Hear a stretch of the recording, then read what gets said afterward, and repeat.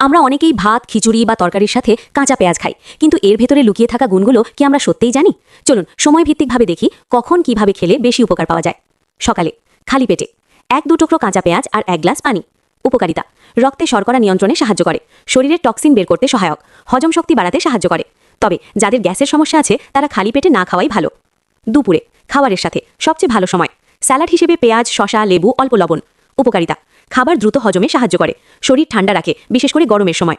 উচ্চ রক্তচাপ কমাতে সাহায্য করতে পারে, হার্ট ভালো রাখতে সাহায্য করে। রাতে বেশি কাঁচা পেঁয়াজ না খাওয়াই ভালো, কারণ পেট জ্বালা করতে পারে, গ্যাস বাড়াতে পারে। এর বদলে ভাজা বা রান্না করা পেঁয়াজ খেতে পারেন। উপকারিতা: শক্তি যোগায়, রক্তে কোলেস্টেরল কমাতে সাহায্য করতে পারে, শরীর গরম রাখে, ঠান্ডা কাশিতে উপকার দেয়। যাদের গ্যাসের সমস্যা আছে তারা কাঁচার বদলে রান্না করা পেঁয়াজ বেছে নিন। বিশেষ উপকারিতা: হার্টের জন্য পেঁয়াজ রক্ত পাতলা রাখতে সাহায্য করে, ফলে ব্লক হওয়ার ঝুঁকি কমাতে পারে। ডায়াবেটিসে ইনসুলিনের কার্যকারিতা বাড়াতে সাহায্য করতে পারে। রোগ প্রতিরোধ ক্ষমতা: ভিটামিন সি ও অ্যান্টিঅক্সিডেন্ট শরীরের প্রতিরোধ ক্ষমতা বাড়ায়। পুরুষদের জন্য রক্ত চলাচল ভালো রাখতে সাহায্য করে, ফলে দুর্বলতা কমাতে সাহায্য করতে পারে। কারা সাবধান থাকবেন?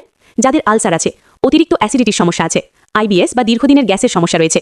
নিজের শরীরের যত্ন নিন, সচেতন থাকুন, সুস্থ থাকুন।